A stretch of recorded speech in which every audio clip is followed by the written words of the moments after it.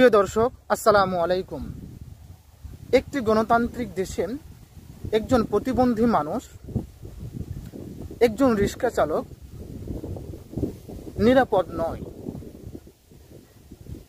একটি গণতান্ত্রিক দেশে যদি একজন প্রতিবন্ধী মানুষ যদি নিরাপদে না থাকে, একজন রিক্সা চালক যদি নিরাপদে না থাকে, একজন গরিব মানুষ যদি নিরাপদে না থাকে, তাহলে এই মানুষগুলো যাবে কোথায় নিরাপদের জন্য?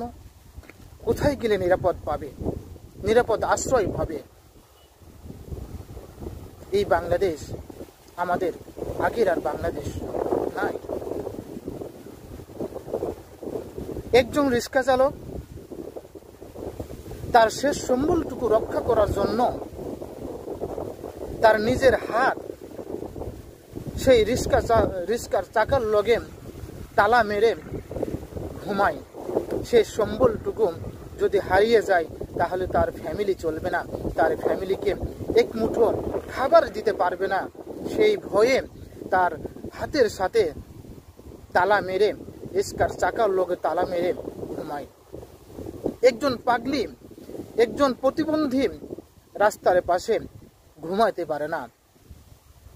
সেই প্রতিবন্ধী মানুষগুলোর ওপর নেমে আসে নির্যাতন,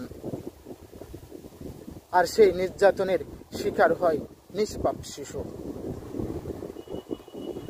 অন্যদিকে শরিয়া ভিত্তিক রাষ্ট্রগুলোতে এমন সুন্দর পরিবেশ, যেখানে একটি মানুষের সাথে কথা বলল ভয় করে। তাদের আইন, তাদের রাষ্ট্রীয় যে কাঠামো, সে আইন দেখলে ধন্য লাগে নিজেকে।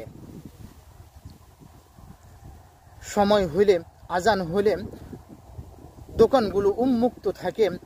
একটি জিনিসও সেই দোকান থেকে লড়চড় হয় না, চুরি হয় না।